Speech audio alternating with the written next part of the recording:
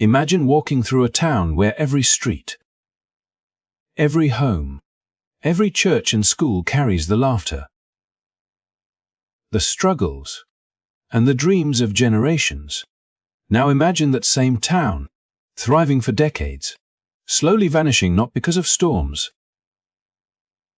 natural disasters, or neglect, but because powerful forces decided it should no longer exist.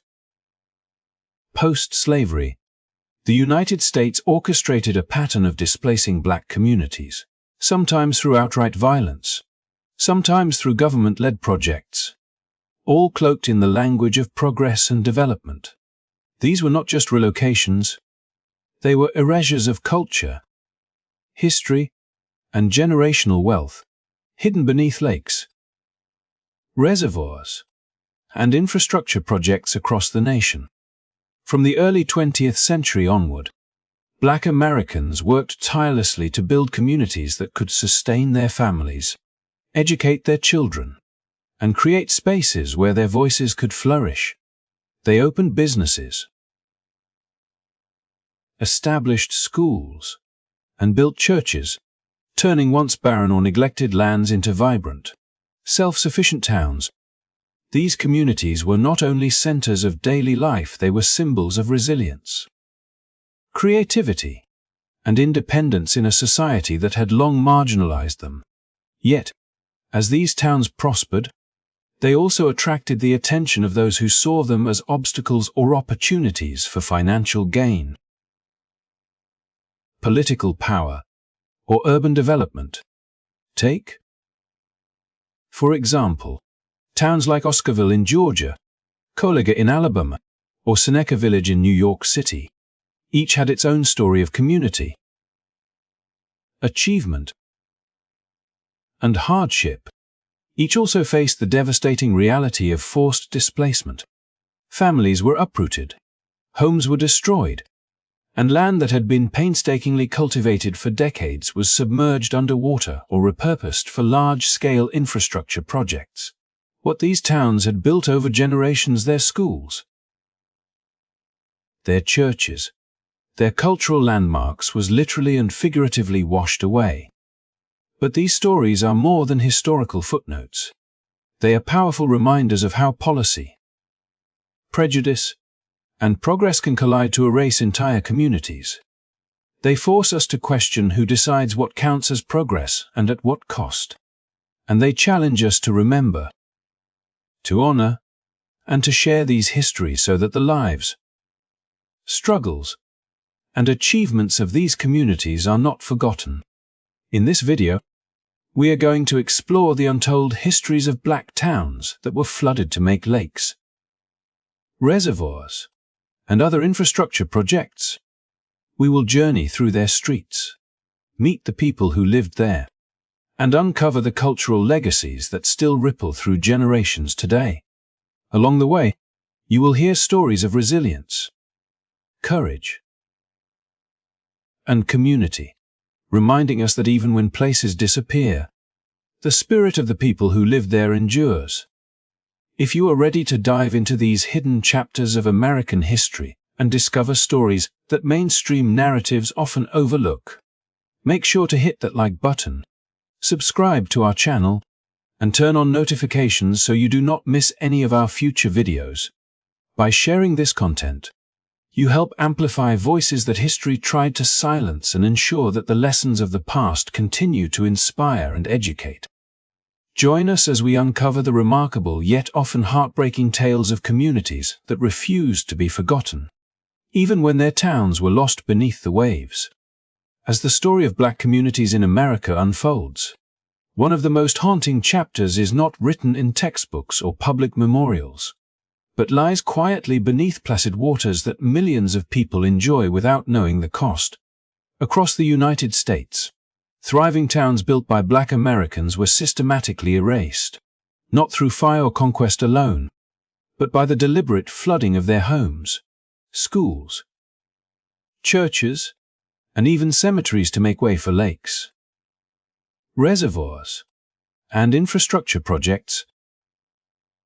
These waters, often celebrated as sites of recreation or sources of clean water, conceal beneath their surface the echoes of lives, labor, and legacies that were painstakingly constructed over generations, only to be swept away in the name of progress. Imagine a community where children's laughter filled the streets, where local churches offered spiritual guidance and a sense of unity, and where schools taught more than reading and arithmetic, they taught pride, resilience, and the values of a people determined to thrive in a world that too often sought to suppress them. Towns like Oscarville in Georgia, which would later become Lake Lanier, were not merely clusters of buildings, they were ecosystems of culture, enterprise, and family bonds. Families farmed the land, ran shops and blacksmiths, and maintained cemeteries where ancestors rested. Connecting past, present, and future. Yet the success and stability of these communities made them targets. Under the pretext of modernization and development, these towns were forcibly emptied, their structures left to be submerged beneath waters that would attract tourists and recreationists unaware of the human cost hidden below. The creation of man-made lakes and reservoirs often required precise engineering, but the social engineering that accompanied them was no less calculated. As land was claimed through eminent domain or government projects, residents were pressured or coerced into leaving, sometimes with meager compensation or promises of relocation that were incomplete or delayed. Structures that had taken decades to build were razed or left to decay underwater, turning vibrant neighborhoods into ghostly silhouettes visible only to those daring enough to dive into the depths. Cemeteries were disturbed, graves relocated, or left submerged, erasing physical markers of lives that had shaped the community's identity and culture. In places like Lake Martin in Alabama, descendants of the townspeople recount how entire family histories were lost beneath the dammed waters. As homes, businesses, and churches disappeared from the landscape, leaving only memories and stories to anchor their heritage. The narrative of these submerged towns is not confined to the southern United States. In New York City, Seneca Village, a predominantly black community, was removed to make way for what would become Central Park. Homes, gardens, and churches were replaced with lawns, paths, and recreational spaces, erasing from the city map a thriving enclave where property ownership granted residents both security and civic rights such as voting. The flooding of black towns, therefore, was not merely a matter of physical displacement. It represented the erasure of autonomy, culture, and the economic stability that had been painstakingly developed in the face of systemic racism and social marginalization. Beyond individual towns, the cumulative effect of these projects shaped national patterns of racial and economic inequity. As lakes and reservoirs were constructed, entire communities were scattered, and generational wealth that could have been passed down was destroyed or significantly reduced. Children grew up knowing stories of submerged schools and churches, of relatives' homes now lying under thousands of gallons of water, and of towns that no longer appeared on maps. These waters became paradoxical symbols. They brought clean energy, drinking water, or recreational opportunities for some, while silently memorializing the loss and trauma inflicted on black families. Yet, even beneath the water and through the decades, these communities left an enduring legacy. The descendants of submerged towns carried forward their traditions, faith, and culture, often establishing new towns or neighborhoods that echoed the values and structures of their lost communities. Oral histories, archival records, and personal testimonies preserve the memory of places that no longer exist on the physical landscape but remain alive in stories. Photographs, and the occasional submerged structure glimpsed through clear waters. Divers have reported the eerie sensation of swimming above remnants of homes, of tracing the outlines of streets and buildings beneath the lake floor, reminding us that while water may conceal, it cannot entirely erase history. These submerged towns serve as a stark reminder that progress in America has often come at the expense of marginalized communities. The deliberate flooding of black towns illustrates the intersection of racial injustice, governmental authority, and environmental engineering. It challenges us to confront uncomfortable truths about the past, that prosperity for some was built on the displacement of others, and that history can be submerged in more ways than one. Recognizing these lost communities,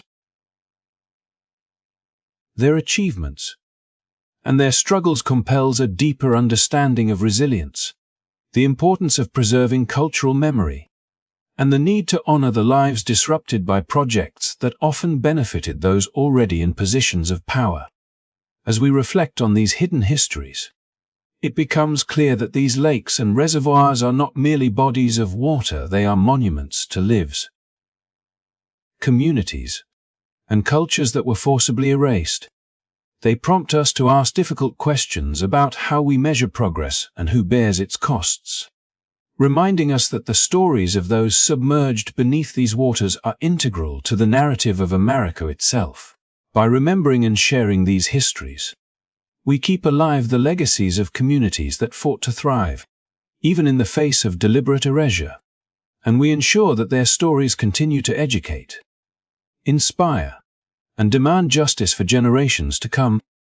In the heart of Georgia, nestled amidst the rolling landscapes of Forsyth County, there once stood a town that embodied the dreams, resilience, and ambition of its black residents, a place where families thrived despite the lingering shadows of slavery and the oppressive structures of Jim Crow. This town, Oscarville, was more than a collection of houses. It was a vibrant community built from sweat, determination, and the unyielding belief that they could carve out a life of dignity and prosperity on their own terms. Children played freely in the streets. Neighbors shared in the triumphs and challenges of daily life, and the local church and school served as anchors of faith, learning, and community cohesion. Oscarville was a testament to what could be achieved when people, previously denied freedom and opportunity, took ownership of their future and created a self-sustaining society from the ground up. Yet, the promise of Oscarville was fragile in the eyes of a wider society that harbored fear, prejudice, and a relentless drive to maintain racial hierarchies. In 1912, that fragile peace was shattered by a racially charged incident that would change the town's fate forever. An allegation of assault involving two young black men and a white girl escalated into a frenzy of accusation, fear, and mob action. Local authorities, operating within the constraints of systemic racism, conducted trials in which all white juries convicted the two teens, culminating in public hangings witnessed by thousands. The executions were not simply punishments. They were spectacles designed to instill terror and reinforce a social order that demanded black subservience and compliance. In the aftermath, Oscarville's residents faced a new kind of violence, one that was silent yet devastating, legal yet morally bankrupt. White vigilante groups, often referred to as night riders, descended upon the town, destroying homes, churches, and schools. Families were forcibly expelled from lands they had owned and cultivated, the structures of their daily lives reduced to ash and rubble. By 1920, the once thriving population of over 1,000 had been entirely displaced. Those who survived the immediate terror were scattered, their community erased from the county, leaving only memories and ghostly remnants to mark their presence. The legacy of intergenerational effort, community building, and cultural richness was seemingly obliterated, and the land that had nurtured their ambitions lay empty, awaiting its next transformation at the hands of forces indifferent to its history. Decades later, The final act of erasure came not through fire or mob action but through water. The construction of Lake Lanier, a man-made reservoir designed to provide drinking water. Hydroelectric power and recreational opportunities submerged the physical remnants of Oscarville beneath 38,000 acres of water. The lake, now a popular destination for millions of visitors each year, concealed beneath its serene surface the foundations of homes, schools, and churches, along with unmarked graves that silently testified to lives lived and lost. Divers exploring the depths have occasionally recounted the unsettling sensation of reaching into the water and encountering objects that once belonged to human hands. A tangible reminder beneath the recreational spaces of today lies a history of displacement and trauma. Oscarville's story is not an isolated case. It is emblematic of a broader pattern in which black communities across the United States were systematically erased in the name of progress or development. The creation of reservoirs, dams, and infrastructure projects often disproportionately impacted black residents, stripping them of their homes and severing connections to land that held both material and symbolic significance. These acts of displacement were not merely logistical or administrative, they carried deep psychological, cultural, and economic consequences. Generations of wealth accumulation, community cohesion, and cultural heritage were submerged alongside physical structures, leaving descendants to reconstruct identities, memories, and histories from fragments and oral accounts. What makes Oscarville particularly compelling is the way it encapsulates the intersection of racial violence, legal complicity, and infrastructural development. The town's destruction began with racial terror, continued through vigilante-led expulsions, and culminated in a government-sanctioned submersion that repurposed the land for broader economic and societal needs. Each stage reflects a deliberate disregard for the humanity, rights, and achievements of Black Americans, revealing the layers of oppression that could span decades and generations. Yet, even as the town itself disappeared beneath the waters, the legacy of its residents endured through stories passed down by families, scholarly research, and the haunting knowledge that these communities once stood as pillars of independence and resilience. Reflecting on Oscarville forces a reckoning with the costs of so-called progress, reminding us that infrastructure, economic growth, and recreational spaces can carry hidden human consequences. It challenges us to question whose interests are prioritized, whose lives are considered expendable, and how historical memory can be preserved even when the physical evidence is lost. By remembering Oscarville, we honor the lives of those who were forced from their homes, recognize the ingenuity and strength of communities that thrived despite systemic barriers, and confront the uncomfortable truths about the ways racial and economic power have been wielded in the shaping of American landscapes. Today, when visitors enjoy Lake Lanier, they see a picturesque body of water teeming with life and leisure. Yet beneath the surface lies a narrative of resilience, injustice, and cultural erasure. The town of Oscarville no longer exists on maps, but it remains etched in memory, a symbol of the enduring spirit of Black communities that persevered in the face of violence, displacement, and history's deliberate concealment. By telling these stories, we keep alive a history that demands acknowledgement, reflection, and understanding, ensuring that the lessons of the past continue to resonate and inform the pursuit of equity and justice for generations to come.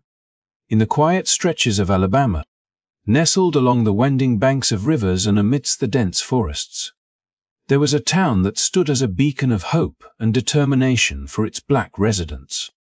A community born from the dreams and labors of those who had once been enslaved. This town, known as Coliga, was founded by John Jackson Benson, a man who had endured the cruel chains of slavery and emerged into freedom with an unbreakable spirit and an unshakable vision. John Benson's journey was not only a personal triumph, but a testament to the resilience and ingenuity of freed African Americans who sought to carve out a life of dignity and independence in a society that had long sought to suppress them. After gaining his freedom, Benson embarked on a mission to reclaim a portion of the land where he had once been enslaved, using the wages earned from arduous work in coal mines to purchase property and create a place where his family and fellow freedmen could live, work, and build a future together. Colega blossomed under the stewardship of Benson and later his son, William E. Benson, who became the founding president of the Dixie Industrial Company. The company, which exported lumber to Europe and contributed to the economic vitality of the town, symbolized the community's ambition and capacity for self-determination. Residents worked in a variety of trades, operated businesses, and cultivated the land, creating a self-sustaining economy and a vibrant social fabric. Churches, schools, and communal institutions anchored daily life, offering education, spiritual guidance, and cultural cohesion. Colega was more than a place to live. It was a testament to what could be achieved through hard work, cooperation, and the unwavering pursuit of dignity in a world that often denied Black Americans their rightful place. However, the fortunes of Colega were not immune to the shifting tides of global events and governmental priorities. When World War II disrupted European markets and closed the ports critical to the town's industrial success, the Dixie Industrial Company faltered, and William Benson was removed from leadership. The economic foundation that had supported the community wavered, leaving residents vulnerable to forces beyond their control. Just as Uskerville in Georgia had been devastated by racially charged violence decades earlier, Colega would face a different but equally destructive force: the construction of the Martin Dam. The dam, part of a broader federal initiative to manage water resources and generate hydroelectric power, promised benefits for the region at large but carried a hidden cost that fell squarely on the residents of this Black-owned town. As plans for the dam progressed, the river that had nourished Colega for decades began to rise, slowly but inexorably threatening to swallow the homes, businesses, and institutions that had defined the community. Families who had cultivated the land for generations received notice that their homes would be flooded, their livelihoods disrupted, and their heritage submerged beneath the waters of the soon-to-be reservoir. The construction of the dam did not merely displace residents. It obliterated a carefully nurtured ecosystem of Black enterprise, education, and cultural life. Houses, schools, churches, and cemeteries were abandoned, some structures razed, and others left to the mercy of rising waters. The land that had once been a sanctuary for those who had escaped the bonds of slavery became a watery grave for the memory of Colega, its stories preserved only in the recollections of those who had lived there, and the historical records painstakingly maintained by later generations.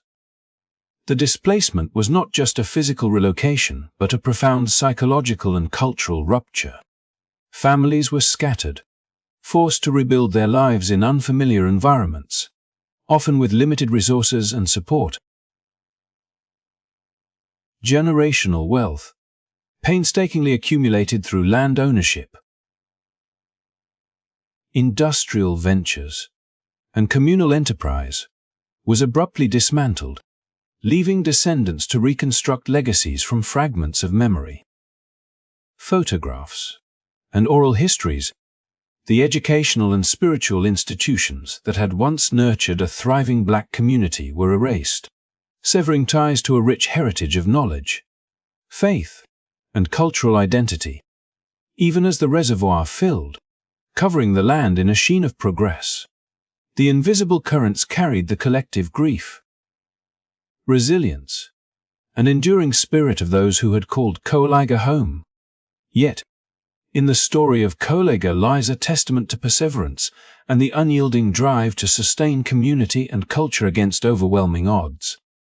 The descendants of the town's residents carried forward traditions, memories, and values, establishing new communities and nurturing the cultural identity that the waters could not extinguish. Oral histories and archival research ensure that Coalinga's legacy continues to inform our understanding of the complexities of American history, highlighting the intersections of race, power, and environmental engineering. The submerged town serves as a reminder that progress, however celebrated, often carries hidden costs borne disproportionately by marginalized communities, and that the landscapes we see today may conceal histories of displacement, resilience, and the enduring struggle for autonomy and dignity. Reflecting on Coalinga, one is confronted with the stark reality of what is lost when communities are uprooted, not through their own failings, but through the ambitions and machinations of distant authorities. The story of this Black-owned town drowned for the Martin Dam encapsulates a broader narrative of systemic injustice, economic vulnerability, and the erasure of cultural heritage that has affected countless Black communities across the United States. It is a narrative that challenges us to recognize the human consequences of development, to honor the histories submerged beneath lakes and reservoirs, and to preserve the memory of those who labored, dreamed, and built communities against the currents of oppression. Through remembrance, storytelling, and historical reflection, Coalinga continues to teach lessons about resilience, dignity, and the imperative to acknowledge the full complexity of American history. In the bustling heart of Manhattan, where the city's skyline now towers and Central Park stretches as an iconic green oasis amidst concrete and steel, there once lay a vibrant Black community whose presence and contributions have largely been erased from public memory. This community, known as Seneca Village, was founded in the early 19th century and became one of the few enclaves in New York City where African Americans could own property, establish schools, churches, and cemeteries, and cultivate a sense of autonomy that was rare in an era of pervasive racial discrimination. Seneca Village was not merely a residential area. It was a thriving network of families who had fled the crowded, often hostile, urban districts to build a self-sustaining community, fostering both economic independence and cultural identity. Homes were constructed with care, gardens flourished, and livestock provided sustenance, reflecting a level of stability and prosperity that challenged prevailing stereotypes about African Americans at the time. The village's residents were able to vote, a right intrinsically linked to property ownership, which further distinguished them within the civic landscape of 19th-century New York. By the mid-1850s, Seneca Village had grown substantially, comprising approximately 50 homes, 3 churches, and a school dedicated to the education of African American children. Burial grounds honored the dead, preserving the memory of generations who had worked tirelessly to secure freedom, dignity, and opportunity. Life in the village carried a rhythm rooted in community and resilience, a counterpoint to the urban hardships faced by many African Americans in Manhattan and beyond.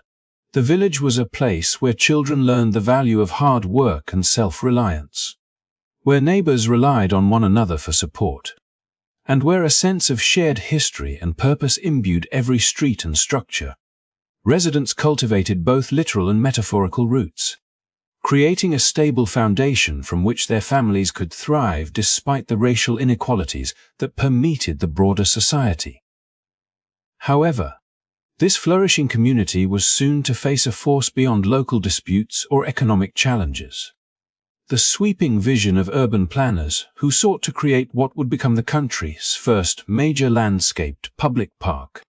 In 1853, the New York State Legislature enacted a law to acquire 775 acres of land stretching from 59th to 106th Streets, between 5th and 8th Avenues, with the purpose of establishing Central Park.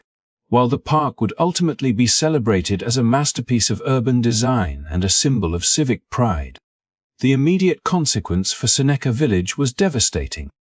Through the exercise of eminent domain, the government forcibly acquired the land, offering compensation to property owners but ignoring the social, cultural, and emotional fabric that had been meticulously woven over decades. Families who had invested years of labor, skill, and love into their homes were uprooted, and the physical spaces that had nurtured education, worship, and communal life were demolished or abandoned. The process of displacement was complex and deeply disruptive. As surveyors and workers moved through the village, homes were torn down, gardens destroyed, and structures that had once symbolized achievement and security reduced to rubble.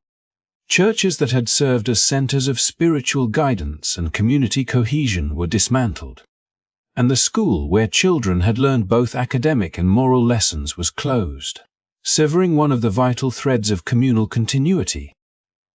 Cemeteries, too, were relocated, and the remains of those who had contributed to the village's legacy were exhumed and transferred elsewhere. A grim reminder of the disjunction between the city's ambitions and the human lives they disrupted. What had been a space of hope, autonomy, and prosperity became a tableau of loss, illustrating how urban development and the pursuit of public good could overshadow the rights, histories, and dignity of marginalized communities. Despite the displacement and destruction, the story of Seneca Village did not vanish entirely.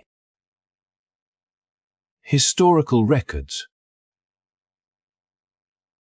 archaeological research, and the oral traditions of descendants have kept its memory alive, providing a window into the lives of those who once called the area home. Excavations conducted in the late 20th and early 21st centuries uncovered foundations, artifacts, and remnants of everyday life, offering tangible evidence of a community that had been erased from maps but not from history. These discoveries have allowed historians and the public to reconstruct the village's layout, learn about the residents' occupations, social structures, and cultural practices, and appreciate the complexity and resilience of a community that had, for decades, carved out space for dignity and independence in the midst of a city that often marginalized them. Seneca Village stands as a powerful example of how progress and development can exact profound costs, particularly on communities that lack political and economic power. The park that now occupies the land is a source of joy, recreation, and natural beauty for millions.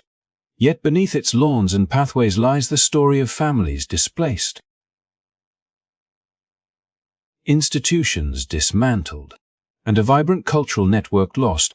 By remembering Seneca Village, we honor the lives, ambitions, and struggles of those who lived there, recognizing that the creation of Central Park, while celebrated, came at the expense of a thriving black community whose achievements challenged prevailing notions of race, property, and citizenship. The legacy of Seneca Village endures as a lesson about resilience, justice, and the importance of preserving memory in the face of erasure.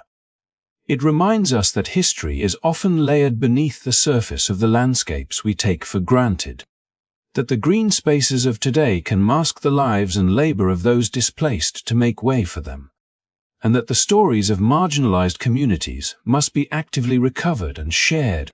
By telling and retelling the narrative of Seneca Village, we ensure that the struggles, triumphs, and humanity of its residents continue to inform and inspire. standing as a testament to the enduring spirit of a people who, even in displacement, left an indelible mark on the city and on history itself. Across the United States, the story of displaced Black and marginalized communities repeats itself in ways both haunting and instructive, revealing a pattern of erasure that spans regions, decades, and social contexts, from the forests and rivers of the South to the rolling plains of the Midwest, the Western valleys, and the urban landscapes of the East Coast. Entire towns were deliberately submerged, dismantled, or abandoned under the banner of progress, development, or infrastructure. These were not isolated incidents but part of a broader pattern in which the ambitions of state, local, and federal authorities intersected with systemic inequities, leaving human lives, histories, and cultures submerged, sometimes literally beneath lakes, reservoirs, and roadways. Willow Hollow in New York, Liston in Tennessee, Ella Woods in North Dakota, Kennett in California, and St. Thomas in Nevada stand as vivid examples of how such interventions, while often justified as necessary for public welfare, came at an immense cost to the communities they displaced, erasing generations of social, cultural, and economic foundations. Take Willow Hollow, New York, for instance. Once a tight-knit village, Willow Hollow thrived on local agriculture, small businesses, and the cohesion of a community rooted in shared experience. Residents had invested not only in property, but in a way of life that spanned generations. With schools, churches, and community centers serving as vital anchors. When plans for the construction of a reservoir were announced, families were forced to leave behind homes and businesses they had nurtured for decades. A farewell celebration was held, a poignant gesture that underscored both the resilience of the villagers and the emotional toll of knowing their physical world would soon be submerged. Today, the waters conceal the remnants of Willow Hollow, but beneath the surface lies a tapestry of human labor, dreams, and relationships that modern development cannot fully erase. In Tennessee, Liston tells a similar story. Located near what is now Big Ridge State Park, this small town was once a bustling community of African American families who had built schools, churches, and homes, creating a vibrant social and economic network. The creation of a lake required the inundation of the land, leaving homes, graves, and histories underwater. Visitors to the area today sometimes report glimpses of structures below the water or an uncanny stillness that seems to echo with the past, a reminder of the human presence that once defined the landscape. The displacement of Liston, like so many other towns, demonstrates how environmental engineering and urban planning have historically intersected with racial and economic inequities, disproportionately affecting those who lacked the power to resist. Further north, Ella Woods, North Dakota, offers yet another chapter in this national narrative. Established in 1891 as a hub for Hidatsa, Mandan, and Arikara tribes, the town had evolved in a community that integrated aspects of Native American life with the demands of modernity, including gas stations, stores, post offices, and other enterprises. By the 1950s, however, the completion of the Garrison Dam permanently flooded Ella Woods, forcing residents to relocate to Newtown. Though the displaced families established a new community, the submersion of Ella Woods erased centuries of cultural and familial memory from the landscape. The waters that now cover the town are more than a physical barrier. They are a symbolic testament to the recurring pattern in which those with little political leverage bear the heaviest costs of development. On the West Coast, the story of Kennett, California, illustrates a parallel struggle, a remnant of the gold rush era. Kennett had endured the boom and bust cycles of mining and smelting industries, but retained a population of residents who had invested in the town's revival. When Lake Shasta was created in 1944, the town, along with mines and factories, was flooded, transforming a historically rich valley into a man-made reservoir. Kennett's submersion reflects the broader tension between industrial and infrastructural ambitions and the human landscapes they consume, a theme echoed in countless other American towns subjected to similar fates.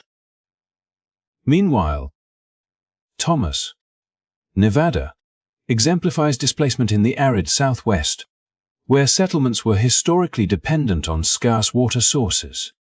Founded as a Mormon agricultural community in the Mopa Valley in 1865, Thomas thrived on the banks of the muddy river, supporting farms, schools, and businesses that sustained generations. Yet the construction of the Hoover Dam and subsequent changes to water management led to the town's inundation, scattering families and erasing a once prosperous agricultural hub. Even today, during periods of low water, remnants of the town's schoolhouse, ice cream parlor, and foundations of hotels occasionally resurface, offering tangible evidence of the lives submerged beneath progress. These examples, spanning from the east coast to the west and from northern plains to southern valleys, reveal a national pattern in which the pursuit of infrastructure, energy, and urban planning repeatedly targeted marginalized communities. The recurring theme is not merely the loss of property or homes but the erasure of entire social fabrics. Schools where children learned, churches that nurtured spiritual and communal life, businesses that supported economic independence, and burial grounds that honored ancestors.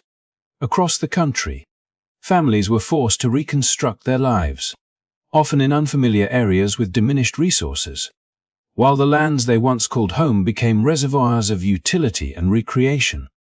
Their human histories submerged along with them. Yet, in recounting these stories, one observes a thread of resilience that persists despite displacement.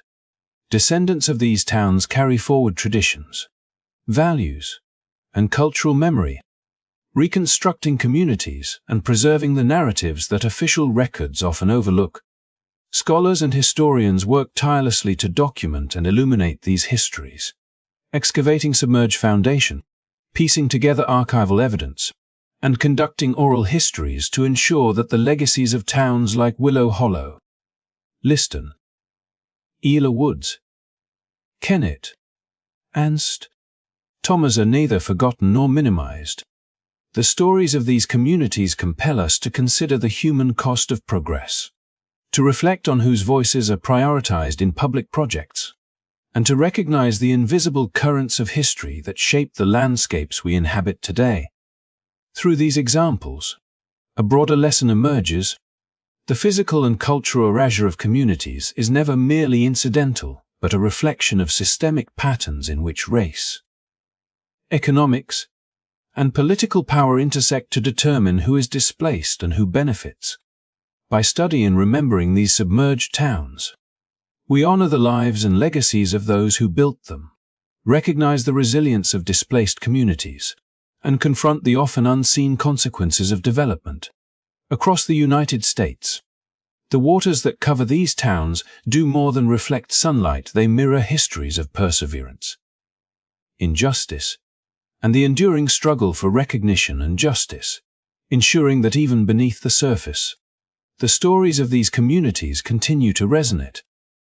The deliberate flooding and displacement of Black communities across the United States left scars that extend far beyond physical landscapes, erasing not only homes and schools but also the very foundation of generational wealth,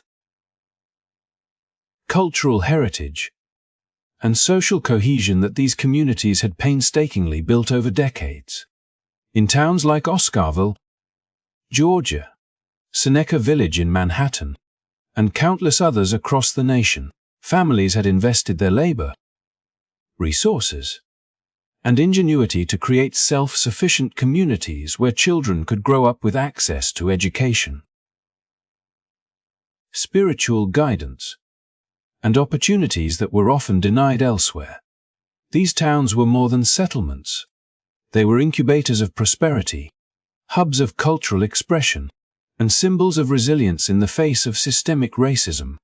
Yet, as dams were constructed, reservoirs filled, and urban development projects advanced under the banner of progress, the cumulative legacy of these communities was submerged, leaving a void in both memory and material wealth that reverberates to this day.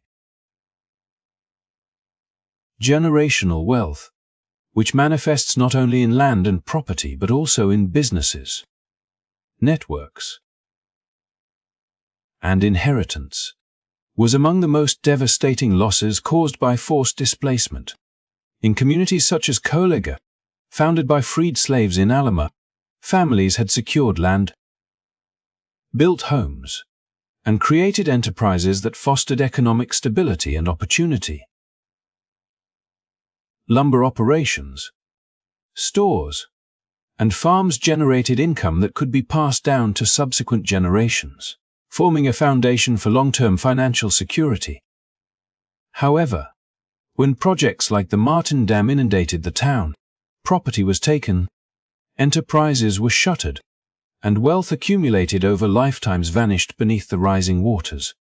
Children who had anticipated inheriting a legacy of opportunity instead faced the uncertainty of starting anew in unfamiliar towns. Disconnected from the foundations their families had labored to create, this loss was not simply financial. It struck at the heart of social mobility and the ability of communities to maintain autonomy and self-determination. Equally profound was the impact on cultural heritage. Black towns often contained churches, schools, cemeteries, and social institutions that carried the spiritual, intellectual, and historical memory of their residents. These were spaces where traditions were preserved, stories were shared, and identities were nurtured. In Seneca Village, for example, residents maintained churches and a school where children could learn both academic subjects and cultural history, reinforcing a sense of pride and continuity that connected past, present, and future generations. When Central Park was established and the village was displaced, these institutions were dismantled or relocated, leaving physical reminders of history buried or lost entirely. Cemeteries were exhumed, gravesites relocated, and with them, tangible connections to ancestors and the cultural fabric of the community were severed.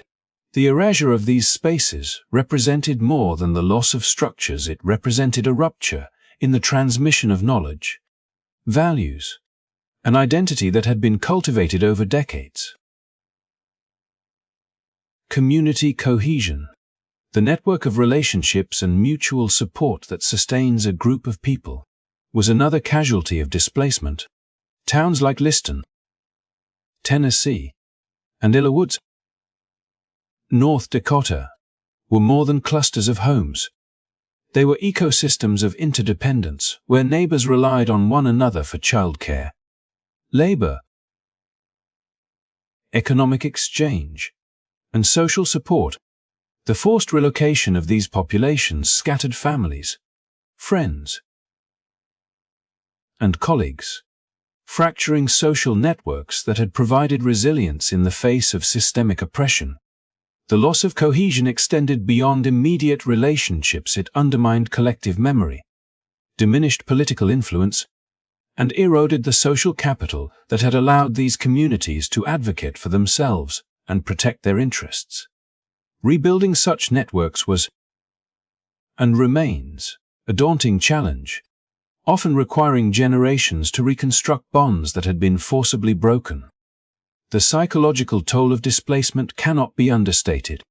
Families uprooted from familiar surroundings endured grief, trauma, and the destabilization of identity, as the physical spaces that once defined who they were and what they had achieved were literally washed away.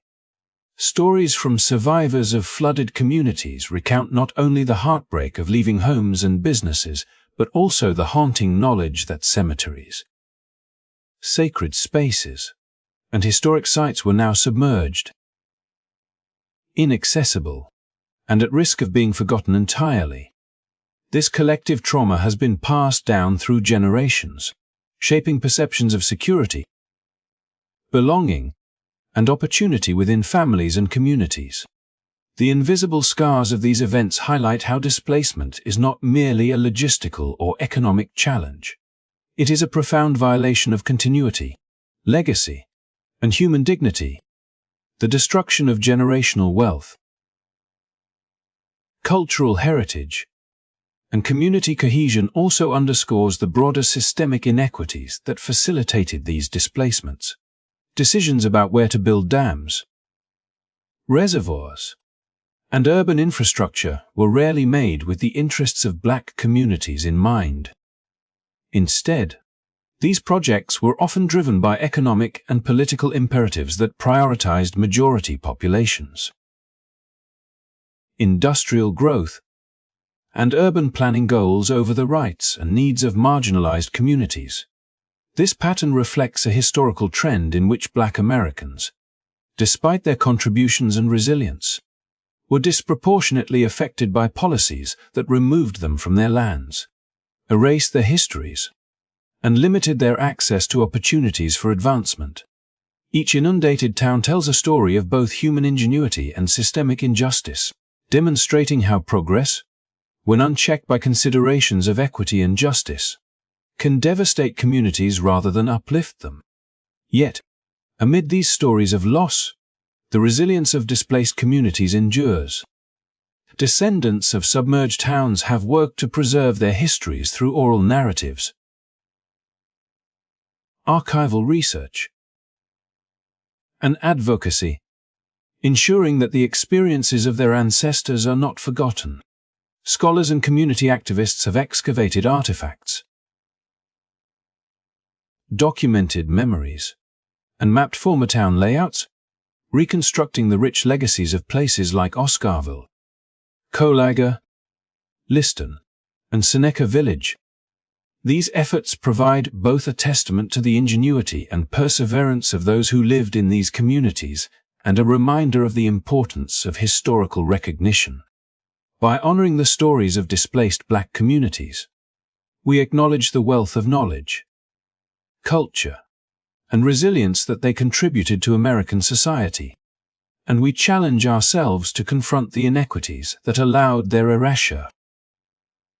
Ultimately, the flooding and displacement of Black towns represent more than historical events. They are enduring lessons about the fragility of generational wealth, the vulnerability of cultural heritage, and the importance of community cohesion. Each submerged town, each displaced family, and each lost institution reminds us that human lives and legacies are inseparable from the physical and social environments in which they exist. By preserving these stories, we honor the resilience of those who endured these injustices, reflect on the systemic forces that shaped their experiences, and commit to ensuring that future development is guided not only by progress but by justice, remembrance, and respect for the communities whose lives are intertwined with the land. Amid the silent waters that cover towns like Oscarville, Colaga, Seneca Village, and St. Thomas, the voices of the past are far from lost, thanks to the tireless efforts of descendants, historians, and community advocates who have committed themselves to preserving the rich legacies of these submerged communities. These modern-day custodians recognize that beneath the lakes, reservoirs, and floodwaters lie the foundations of lives built with resilience, ingenuity, and a steadfast determination to carve out spaces of autonomy and prosperity in a society that too often sought to erase them.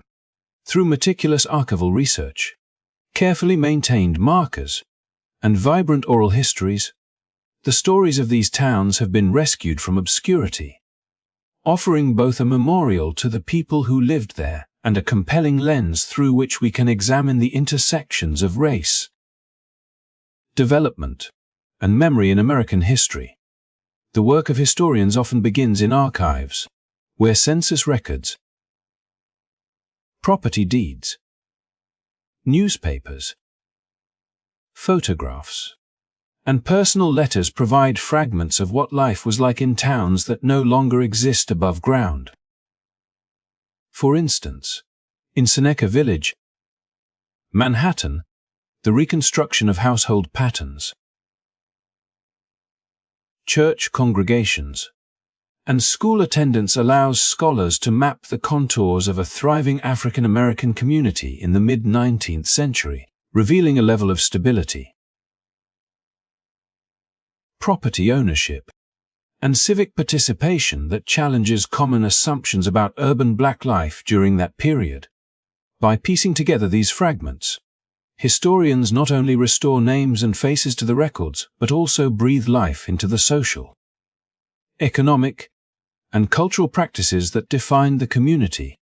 Through detailed research, they uncover the human stories behind the maps, charts, and official documents, reminding us that every plot of submerged land was once a vibrant neighborhood, brimming with hope, ambition,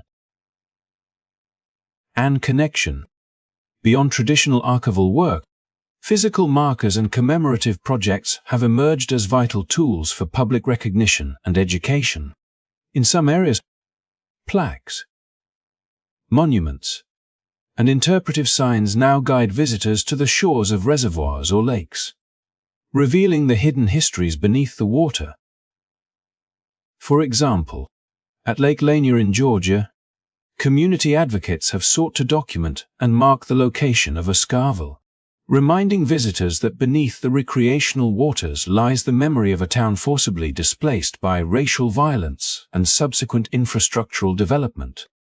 Such markers do more than honor the past, they serve as tangible points of connection, allowing present-day audiences to acknowledge the human cost embedded in landscapes often taken for granted as scenic or utilitarian.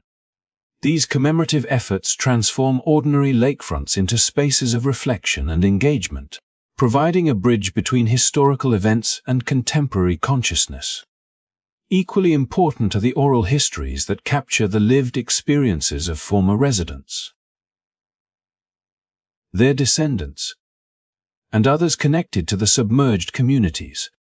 These narratives provide a dimension of intimacy and emotion that archival documents alone cannot convey, offering first-hand perspectives on the joys, struggles, and tragedies of life before displacement.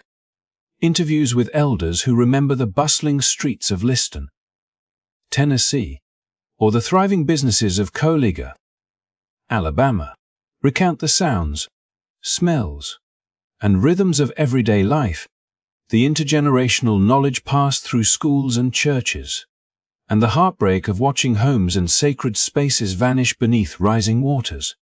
These oral testimonies also preserve cultural practices, folk traditions, and community rituals that might otherwise have been lost, enabling future generations to connect with the rhythms and values of a world that was physically erased but culturally enduring. Through storytelling, songs, and personal recollections, the intangible heritage of these towns remains alive, weaving together memory and identity in ways that endure long after the physical structures have disappeared. In many cases, descendants themselves have become the most dedicated custodians of memory, carrying forward traditions and advocating for recognition and justice. They organize reunions, curate exhibitions, and lead educational initiatives that highlight the histories of submerged towns, ensuring that these narratives enter both local and national consciousness. By documenting genealogies, sharing family photographs, and recounting ancestral experiences, descendants construct living archives that connect the past to the present. Their work is both personal and political, acknowledging the pain of loss while asserting the ongoing relevance of these communities in contemporary society.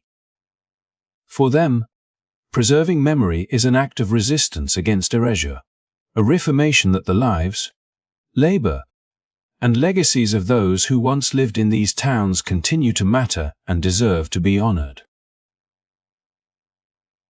Academic institutions, museums, and non-profit organizations have also played a critical role in amplifying these stories, translating personal narratives and archival findings into broader historical frameworks.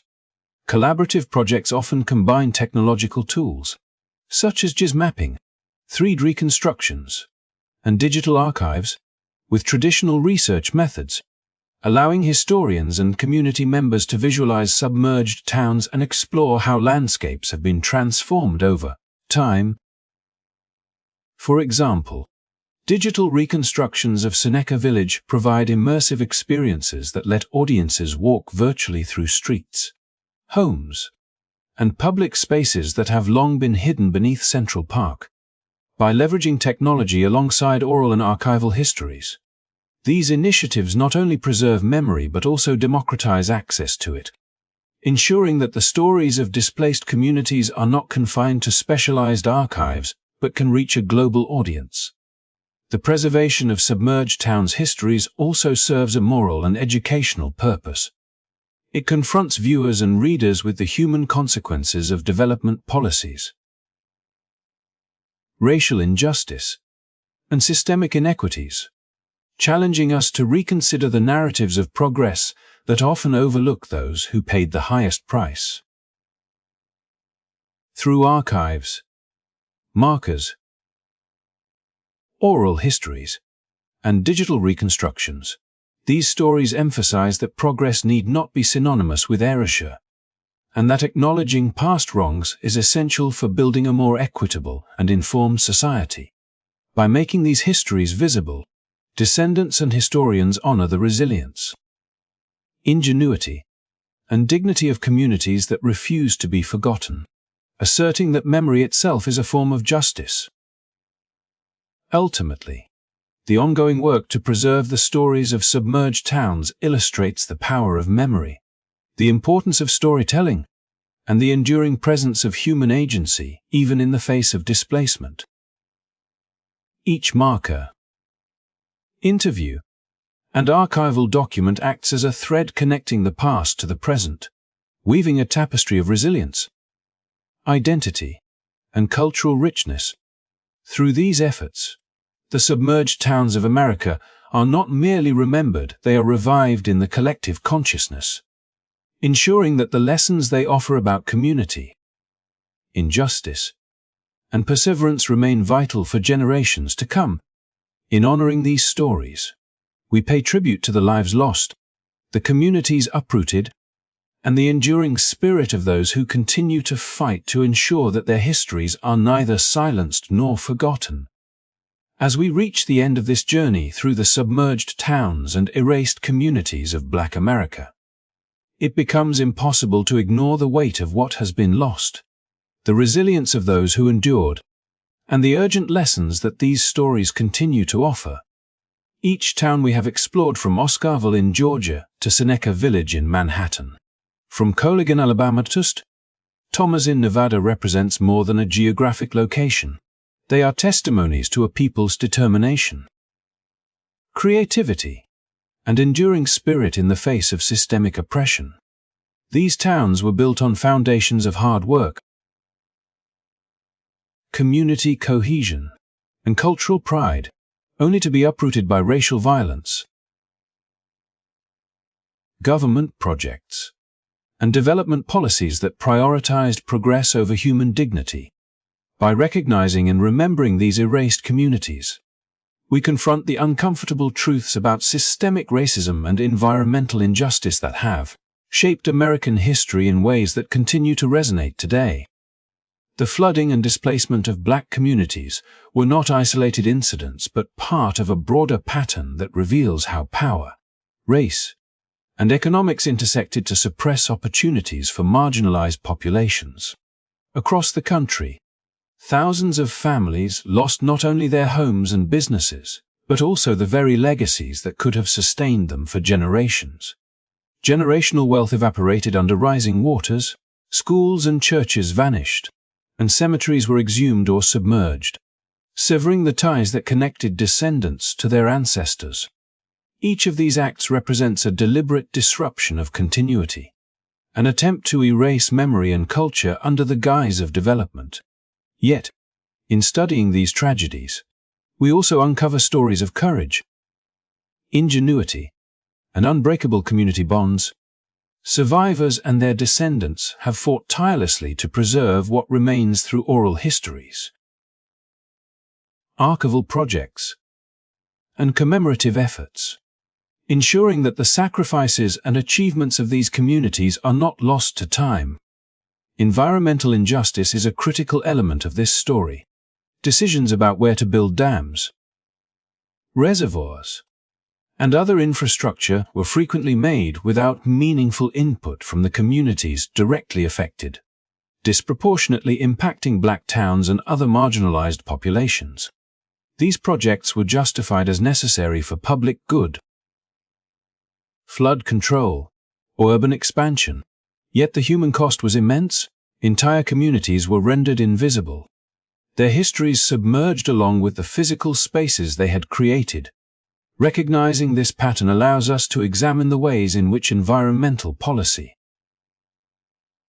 urban planning, and racial inequality intersect, prompting important questions about whose voices are heard when decisions are made and whose lives are deemed expendable in the pursuit of progress. Preserving the histories of these erased communities is not merely an academic exercise. It is a moral imperative. By documenting and sharing these stories, we honor the resilience of those who lived there, challenge the erasure of Black identity, and create opportunities for education and reflection. Oral histories, archival research, markers, and digital reconstructions allow us to visualize and understand what once existed, ensuring that descendants and the broader public can engage with these legacies in meaningful ways. These efforts are acts of remembrance, justice, and cultural preservation, highlighting the vital role that history plays in shaping identity and informing contemporary society. By connecting past and present, we foster empathy, awareness, and a sense of responsibility to prevent similar injustices in the future. The lessons we draw from these stories extend beyond historical awareness. They remind us that progress should not come at the expense of marginalized communities, that development must be equitable, and that memory and heritage are as important as physical infrastructure. They underscore the power of collective action, storytelling, and historical preservation as tools for social justice, offering a blueprint for how communities today can assert their agency and protect their cultural legacies. Each submerged town is a testament to what was lost, but it is also a reminder of what endures, the human capacity to remember, honor, and rebuild despite adversity. As we reflect on the lives, struggles, and achievements of those whose towns were submerged, we also acknowledge the ongoing relevance of these histories in contemporary America. The displacement, erasure, and systemic inequities that shaped these communities are not relics of the past. They continue to influence patterns of wealth, opportunity, and social cohesion today. Recognizing these histories challenges us to confront uncomfortable truths, to engage critically with the narratives of development and progress, and to advocate for policies that uplift rather than erase vulnerable populations. It is a call to action to ensure that the lessons of the past inform a more just and equitable future, one in which communities are valued, histories are preserved, and identities are celebrated rather than erased. Thank you for joining us on this exploration of America's hidden Black histories, for listening to the stories of communities that were once vibrant and resilient, and for reflecting on the lessons they leave behind. If you found this video eye-opening and meaningful, please consider giving it a thumbs up, sharing it with friends and family, and subscribing to our channel for more stories that uncover hidden narratives and amplify the voices of those often overlooked in mainstream history. By supporting this channel, you help ensure that these important stories continue to reach a wider audience. Fostering awareness. understanding, and respect for the experiences of generations past. Your engagement is a vital part of preserving memory and ensuring that the lessons of history are not forgotten. Now, as we close this chapter of reflection, take a moment to honor the legacies of those who built, nurtured, and defended these communities, and consider how their courage and resilience can inspire action and awareness in your own life. Together, by remembering, sharing, and advocating, we keep their stories alive and ensure that their contributions are recognized and celebrated. From all of us here, thank you for watching, and may you have a peaceful night and a good sleep. Like, subscribe, and share, and let the stories of these communities live on in your heart and your actions. Good night.